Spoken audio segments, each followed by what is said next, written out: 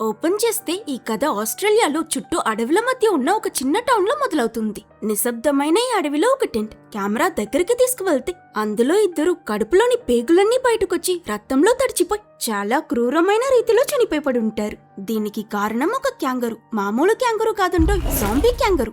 Next scene లో మనకి అదే అడవి అంచుల్లో బ్రతుకుతున్న స్కిమిటీ అనే పెద్దాయన్ని చూపిస్తారు. చేతిలో గన్ పట్టుకుని తన డాగీతో పాటు వేటకు వెళ్లిన ఆయన ట్రాప్ లో ఏదో చిక్కుకున్నట్టు సౌండ్ వచ్చి ఈ రోజు లంచ్ సెట్ అని ఎక్సైటెడ్ గా వెళ్తూ ఉంటే వెనక నుంచి ఆయన డాగీ వెళ్ళొద్దురా ముసలోడా అన్నట్టు మొరుగుతూనే ఉంటుంది. స్కిమిటీ దగ్గరికి వెళ్లి ఏదో చండాలమైన గప్పు కొట్టి డాగీ ఎక్కువ మొరుగుతూనే ఉండడంతో ఏంటా అని తిరిగి చూస్తే వెనకే ఆ జాంబీ క్యాంగరు. అది దాడి చేయడం ఇతను భయంలో దాన్ని పటపటమని షూట్ చేస్తున్నట్టు చూపించి ఆ సీన్ ని అక్కడ అలా కట్ చేస్తారు. అండ్ హాయ్ ఫ్రెండ్స్, ఈ వీడియోలో మనం 2024 లో విడుదలైన ద రెడ్ అనే సూపర్ డిఫరెంట్ అయిన జాంబీ మూవీ ఎక్స్ప్లెనేషన్ ని చూడబోతున్నాం. ఇక లేట్ చేయకుండా మెయిన్ స్టోరీలోకి వెళ్ళిపోదాం.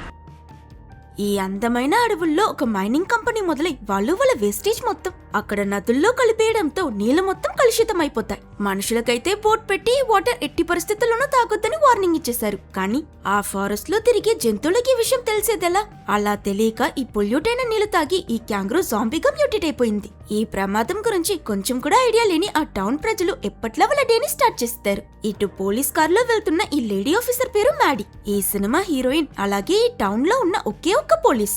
మ్యాడీ వాళ్ళ నానేమో ఒక వార్ హీరో, ఆర్మీలో పనిచేసి రిటైర్ అయ్యి తరువాత ఈ టౌన్ పోలీస్ గా జాయిన్ అయ్యాడు. ఈ ఊర్లో ఆయన పేరు తెలియని వాళ్ళు ఎవరూ లేరు. ఆయనంటే అందరికీ కొండంత మర్యాద. కానీ మ్యాడీ చిన్నప్పుడు తన స్విమ్మింగ్ చేయడానికి వెళ్లి మునిగిపోతుంటే తనని కాపాడడానికి వెళ్లి అన్ఫార్చునేట్లీ వాళ్ళ నాన్న చనిపోయాడు. అందుకే వాళ్ళ నాన్న పేరు నిలబెట్టాలని, ఆయనంత గొప్ప పోలీస్ ఆఫీసర్ అవ్వాలని మన హీరోయిన్ మ్యాడీ చాలా సిన్సియర్ గా తన జాబ్ చేస్తూ ఉంటుంది. ఈ చిన్న టౌన్ లో అంత పెద్ద పెద్ద కేసెస్ ఏముండవు కాబట్టి వీళ్ళ లైఫ్ చాలా సింపుల్. ఈ టైంలోనే మనం స్టార్టింగ్ లో చూసిన స్కిమిటీ హడావిడిగా పరిగెడుతూ మ్యాడీ దగ్గరికి వచ్చి, మ్యాడీ అడవిలో నన్ను ఒక క్రూరమైన క్యాంగరూ అటాక్ చేసింది.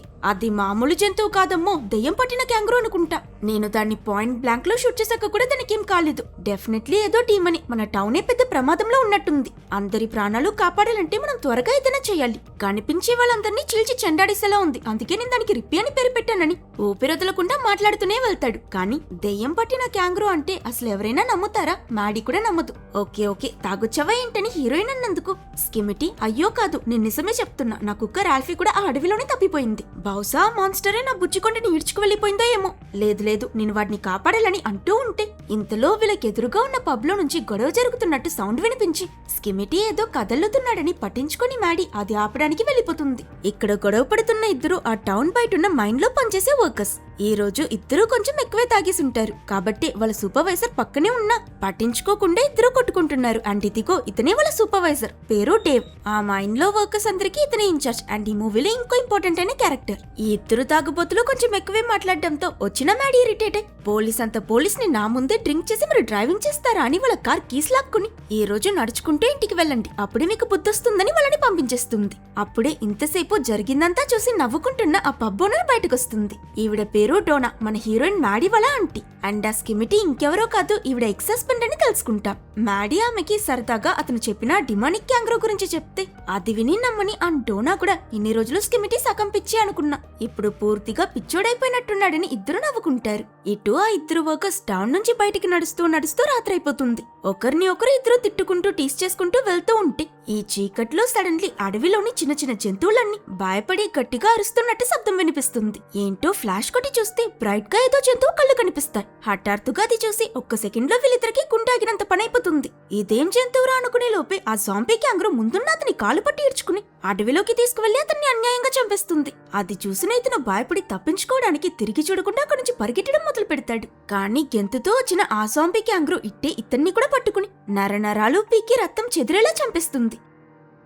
కట్ చేస్తే నెక్స్ట్ డే తెల్లవారి సూపర్వైజర్ డేవ్ ఇద్దరు వర్కర్స్ రాలేదని వెతుకుతూ వెళ్లి రోడ్ ఒడ్డున పడున్న వాళ్ళ శవాలని కనిపెడతాడు. డెడ్ బాడీస్ చూడగానే మ్యాడీకి కాల్ చేస్తే తను వెంటనే అక్కడికొచ్చి ముక్కలుగా పడిపోయిన వాళ్ళ శరీర భాగాలు చూసి మేబీ ఏదో ఒక వైల్డ్ యానిమల్ వీళ్ళపై ఇలా అటాక్ చేసి చంపేసిందేమో అని అంటుంది. కానీ మన ఫారెస్ట్ లో తోడేళ్లంటే పెద్ద జంతువేం లేదే అని సూపర్వైజర్ డేవ్ అంటాడు. మోరోవర్ ఇద్దరు అడల్ట్ మెన్ ని ఓడించగలిగే స్ట్రాంగ్ అయిన యానిమల్ ఏముంటుందా అని సూపర్వైజర్ డేవ్ ఇంకా అంటోనా ఇద్దరు కన్ఫ్యూజ్ అవుతూ ఉన్నప్పుడు హీరోయిన్ మ్యాడీ ఆలోచించి మేబీ నిన్న రాత్రి వీళ్ళిద్దరిని ఏదైనా వెహికల్ కుద్దేసి వెళ్లిపోయి ఇంజూర్ అయి కదల్లేక పడున్న వీళ్ళిద్దరిని ఆ తర్వాత ఏదైనా యానిమల్ వచ్చి ఇలా తినేసి వెళ్లిపోయి ఉండొచ్చని తన గెస్ ని చెప్తుంది. ఈ 2 బాడీస్ ని తీసుకువెళ్లడానికి అంబులెన్స్ ని పిలిపిద్దామని అంటోనా అంటే మ్యాడీ మన ఊరు మారుమూల ప్రాంతంలో ఉంది కాబట్టి శవాలని తీసుకువెళ్లడానికంతా ఇక్కడికి అంబులెన్స్ ని పంపించరని అంటూ పక్కనే పెద్ద ఫారెస్ట్ ఫైర్ అవడం వల్ల పోస్ట్ మార్టం చేసే వాళ్ళు కూడా బిజీగా ఉన్నారు.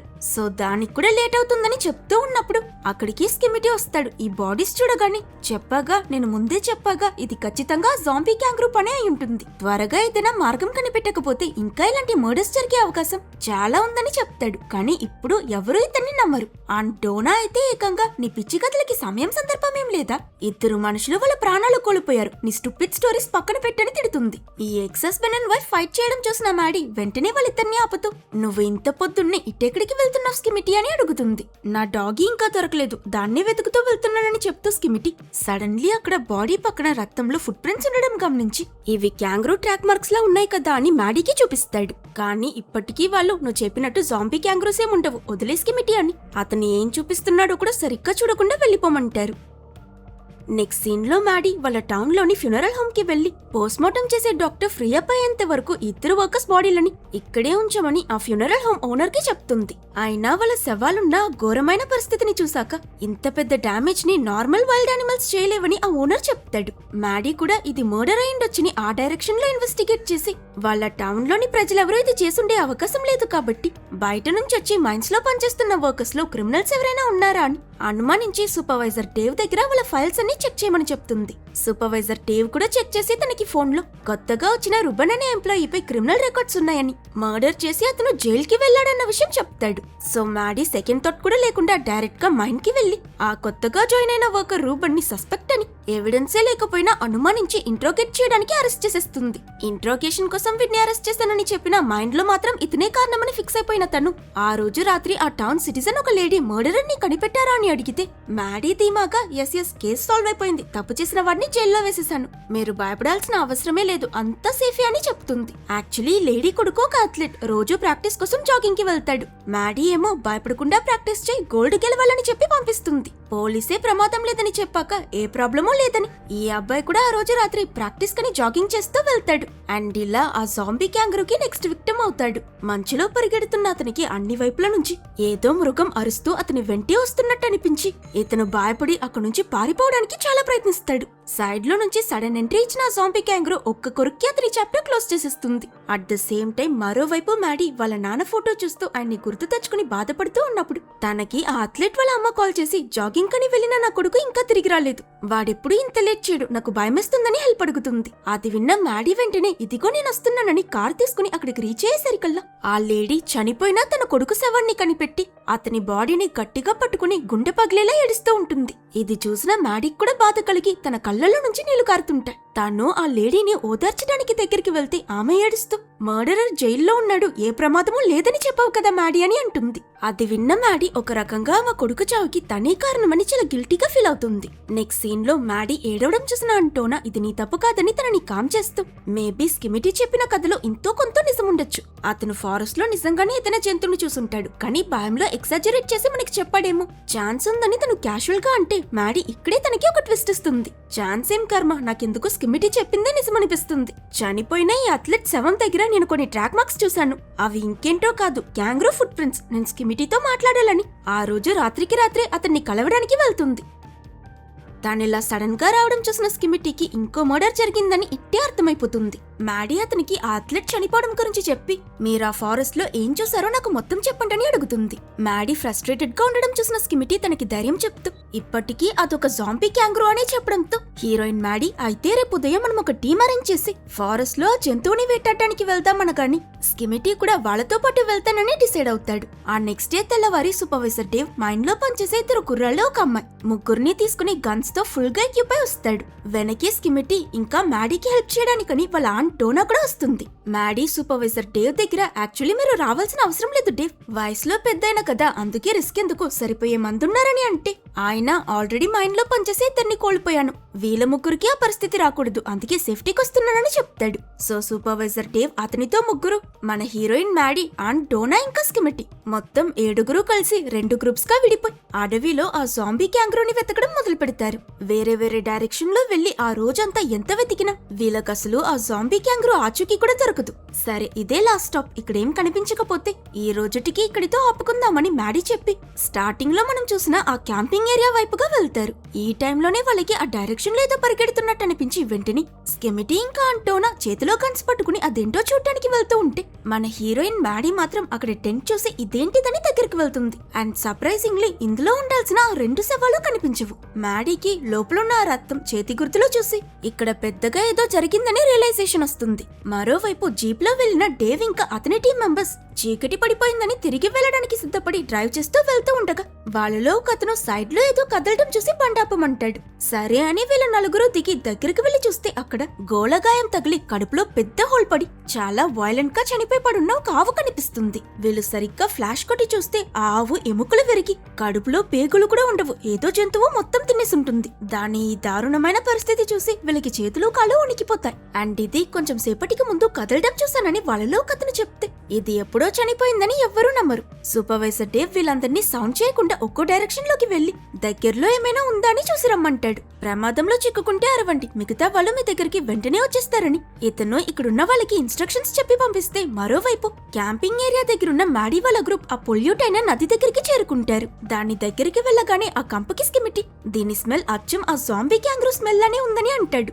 అంటే ఆ జాంబీ మ్యూటేట్ అవ్వడానికి కారణం ఈ నదే అని వాళ్ళకొక ఐడియా వస్తుంది. ఇదే సమయంలో అటువైపు డేవ్ వాళ్ళ గ్రూప్ లో ఒక అతన్ని సడన్ గా వచ్చి ఆ జాంబీ క్యాంగ్రూ అటాక్ చేస్తుంది. అదే అతన్ని తినడం ఆ గ్రూప్ లో ఉన్న మిగతా ఇద్దరు చూసి దాన్ని షూట్ చేయడం మొదలు పెడతారు. కానీ ఎన్ని బుల్లెట్స్ తగిలినా దానికేం కాదు. ఆ క్యాంగ్రూ బుల్లెట్స్ ని ఏదో దోమల్ని కొట్టినట్టు కొట్టిపడేసి గెంతుతో వచ్చి ఆ ఫైర్ చేస్తున్న ఇంకో అతన్ని కూడా చీల్చి చంపేస్తుంది. అది చూసి అరుస్తూ ఆ టీంలో ఆఖరిగా మిగిలిన అమ్మాయి తప్పించుకుందామని పారిపోవడానికి ప్రయత్నిస్తుంది. కానీ ఆ జాంబీ క్యాంగ్రూ జంప్ చేసుకుంటూ వచ్చి ఈజీగా తనని పట్టేస్తుంది. ఇదంతా చూసి వీళ్ళ సేఫ్టీ కోసమే వచ్చానని డైలాగ్ వదిలిన ఆ డేవేమో వెనక ముందు చూడకుండా ఎస్కేప్ అయితే చాలని ఆ అమ్మాయిని కాపాడడానికి కూడా ట్రై చేయడు, వదిలితే చాలని జీపెక్కి చెక్కిస్తాడు. బట్ అఫ్ కోర్స్ ఇతను అంత ఈజీగా ఎస్కేప్ అవ్వలేడు. స్పీడ్ గా డ్రైవ్ చేసుకుంటూ వెళ్తూ తీరా చూస్తే ఆ కిల్లర్ క్యాంగ్రూ ఇతని వెంట పడుతూ ఉంటుంది. చచ్చాండ్రా నేను అంటూ భయంలో ఇతను స్పీడ్ పెంచితే చంపుతాండ్రా నిన్ను అన్నట్టు అది ఓవర్టేక్ చేసుకుంటూ మరి వచ్చి ఇతని బండిని గుద్దేయడంతో ఇతను బ్యాలెన్స్ తప్పి జీప్ స్ట్రైట్ గా తీసుకువెళ్లి ఒక చెట్టుకు గుద్ది యాక్సిడెంట్ చేసేస్తాడు. ఈ సౌండ్ ఆ చుట్టుపక్కలే ఉన్న మ్యాడీ వాళ్ళ గ్యాంగ్ కి వినిపించి వాళ్ళ ముగ్గురు ఏమైందో ఏమో అని అక్కడికి పరిగెట్టుకుంటూ వస్తారు. డేవ్ కొన ఊపిరితో చావు బ్రతుకుల మధ్య పోరాడుతుంటాడు. మ్యాడీ ఇంకా అంటోనా అతన్ని చూసి ఏం లేదు డేవ్ నీకేం కాదని చెప్తూ ఉన్నప్పుడే అతను వీళ్ళ చేతుల్లో కళ్ళు మూస్తాడు. ఆల్రెడీ గిల్టీగా ఫీల్ అవుతున్న మ్యాడీ ఈ చావుతో మరింత ఎమోషనల్ గా డిస్టర్బ్ అయిపోతుంది. ఈ టౌన్ పోలీస్ గా అందరి సేఫ్టీ నా బాధ్యత, కానీ నేనే పని సరిగ్గా చేయలేకపోతున్నాను, నాన్నలాని అందరూ నా అజాగ్రత్త వల్లే చనిపోతున్నారు కదా అని ఏడుస్తుంది. తను పాస్ట్ గుర్తు తెచ్చుకుని కుమిలిపోవడం చూసిన స్కిమిటీ ఇక దాచడంలో అర్థమే లేదు. మ్యాడీ నీకొక నిజం చెప్పాలని అంటోనా ఎంత వద్దని ఆపడానికి ప్రయత్నించినా వినిపించుకోకుండా ఒక పెద్ద నిజాన్ని రివీల్ చేస్తాడు. యాక్చువల్లీ మ్యాడీ మీ నాన్న చావుకి నీకు ఏ సంబంధమూ లేదు, ఆయన ఆ రోజు నిన్ను కాపాడడానికి వెళ్లి చనిపోలేదు, బాగా తాగేసి కాళ్ళు స్లిప్ అయి నీటిలో పడి రాయకి తలగుద్దుకుని చనిపోయాడని చెప్తే మ్యాడీ అస్సలు నమ్మలేకపోతుంది. నా లైఫ్ మొత్తం అందరూ నాన్న మునిగిపోతున్న నన్ను సేవ్ చేయడానికి వచ్చి చనిపోయాడని చెప్పారు కదా అని అంటే స్కిమిటీ నువ్వు చిన్నప్పటి నుంచి స్విమ్మింగ్ లో ప్రో అని మర్చిపోయావా ఏంటి, నీకు ఎవ్వరి సహాయమో అక్కర్లేదు, మరి ఊరంతా ఇదే కథ ఎందుకు చెప్తున్నారని అడిగితే పోలీస్ తాగి చచ్చాడన్న కథ కన్నా కాపాడడానికి వెళ్లి హీరోలా చచ్చాడన్న కథకే పాపులారిటీ ఎక్కువ, అందుకే అందరూ ఆ కథని ఫాలో అయిపోయారు, మీ నాన్నని గొప్ప హీరో చేసేసారని అంటే మ్యాడీ ఇది నమ్మలేక అలా షాక్ అయిపోతుంది. ఈ టైంలోనే హఠాత్తుగా జాంబీ క్యాంగ్రూ ప్రత్యక్షమై వీళ్ళ విండోని గుద్దుతుంది. క్లోజప్ లో ఫస్ట్ టైం మాన్స్టర్ ని చూసి వీళ్ళ గుండెలు దడదడమని కొట్టుకుంటాయి. ఆ జాంబీ క్యాంగ్రూ అలా బండిని రౌండ్స్ కొట్టడం చూసిన స్కిమిటీ వాళ్ళిద్దరిని కిందకి చేరబడి అది మనల్ని పసిగట్టలేదనుకుంటా, సైలెంట్ గా ఉండండి అంటాడు. కానీ వీళ్ళకి అంత అదృష్టమేది నెక్స్ట్ సెకండే ఆ జాంబీ క్యాంగ్రూ ఒక్క పంచిచ్చి వెనక విండో బద్దలు కొట్టుకుని వచ్చి స్కిమిటీని కొరకడానికి ప్రయత్నిస్తుంది. స్కిమిటీ దాంతో పోరాడుతుండగా మ్యాడీ గన్ తీసి ఆ క్యాంగ్రూని షూట్ చేస్తుంది.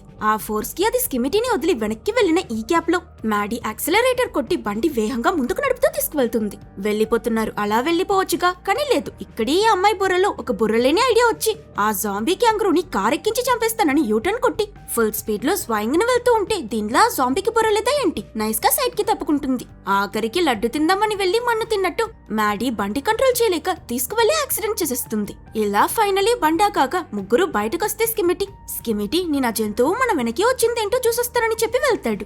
మాట్లాడుకోవడానికి సమయం దొరకగానే మ్యాడీ వాళ్ళ ఆంట్ డోనా దగ్గర ఇన్ని సంవత్సరాలుగా నాన్న గురించి మీరు నాకు అంత పెద్ద అబద్ధం ఎలా చెప్పగలిగారు? చిన్నప్పటి నుంచి నేను ఎంత గిల్టీగా ఫీల్ అయ్యానో మీకు తెలుసు కదా, మరెందుకని అంటే ఆంట్ డోనా ఏడుస్తూ నువ్వప్పుడు చిన్నపిల్లవి, నువ్వది తట్టుకోలేక బాధపడుతూ ఆయనలానే గొప్ప పోలీస్ అవ్వాలని పాజిటివ్ గా ఆలోచించా.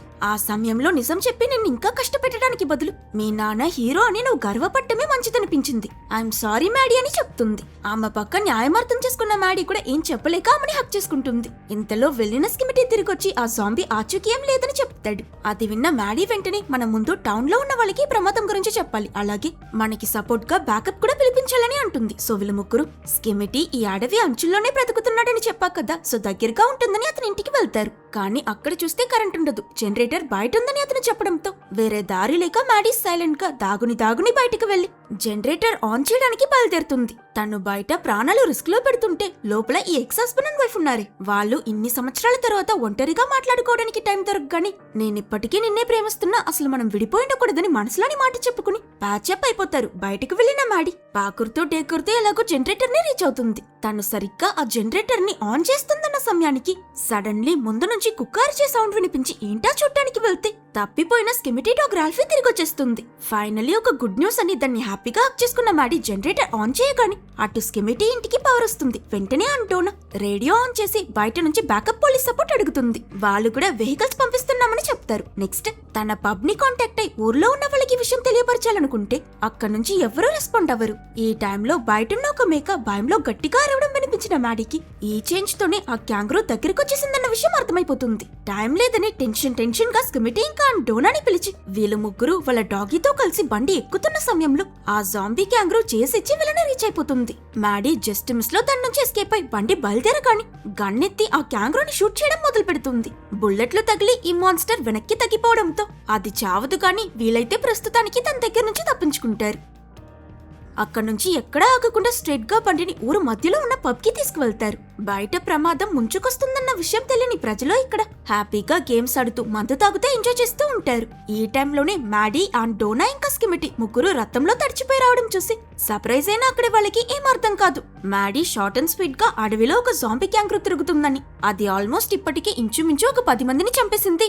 ఇలానే వదిలేస్తే నెక్స్ట్ మనందరినీ కూడా చంపేస్తుంది, సో మనం సేఫ్ గా ఉండాలని చెప్తూ ఉంటే మన కళ ఆ జాంబీ క్యాంగరూ ఊర్లోకి ఎంటర్ అవుతున్నట్టు చూపిస్తారు. అందులోనూ అది వీళ్ళున్న వీధి లోపలికి రావడం దూరంలో నుంచి స్కిమిటీ చూసి వెంటనే పరిగెడుతూ వెళ్లి పబ్ లో ఉన్న వాళ్ళకి విషయం తెలియపరుస్తాడు.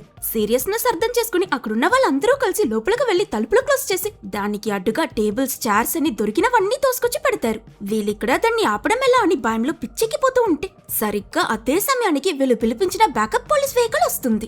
లోపల నుంచి ఒక 8-9 మంది పోలీసులు గన్లతో దిగుతారనుకుంటే వీళ్ళ ఆశలన్నీ గంగలో కలిసిపోయేలా ఒకే ఒక ముసలి పోలీస్ ఆఫీసర్ బయటకొస్తాడు. అందులోనూ అతనికి ఇక్కడ ఏం జరుగుతుందో కూడా ఐడియా ఉండదు. చుట్టూ ఖాళీగా ఉండడం చూసి ఎవరైనా ఉన్నారా బయటికి రండి సౌండ్ ఇవ్వడం మొదలు పెడతాడు. మ్యాడీ విండోలో నుంచి చూస్తూ ఆయన్ని సౌండ్ చేయొద్దు, త్వరగా వెళ్లి కారులో కూర్చోమని ఆయనకి ఎంత చెప్పినా సైరన్ సౌండ్ వల్ల ఏం వినిపించక అన్యాయంగా జాంబీకి డిన్నర్ అయిపోతాడు. ఇలా అందరి కళ్ళ ముందే అతను దారుణంగా చనిపోయాడు కదా. ఫస్ట్ టైం ఈ జాంబీ ఎంత వైలెంటో డైరెక్ట్ గా చూసిన ప్రజలంతా భయంలో వణికిపోతారు. అందులోనూ అక్కడ స్నాక్స్ తిన్న జాంబీ ఇప్పుడు మెయిన్ కోర్స్ తినడానికి వీళ్ళ వైపుకే వస్తూ ఉంటుంది. అది ఫుల్ ఫోర్స్ తో డోర్ ని కుతుతూ ఇరక్కొట్టుకు లోపలికి రావడానికి ప్రయత్నించడం చూసి మ్యాడీ అక్కడున్న వాళ్ళందరినీ సేఫ్టీ కోసం బేస్మెంట్ లోపలికి వెళ్లి తాగమని చెప్తుంది. స్కిమిటీ అందరితో పాటు తన డాగిని కూడా లోపలికి పంపిస్తాడు. మ్యాడీ తన ఆంట్ డోనాని వెళ్లి దాగమని చెప్పి గన్ తీసుకుని ఆ జాంబీ క్యాంగరూని ఎదిరించడానికి సిద్ధమవుతుంది. ఫైనలీ తను స్కిమిటీ మాత్రమే మిగులుతారు.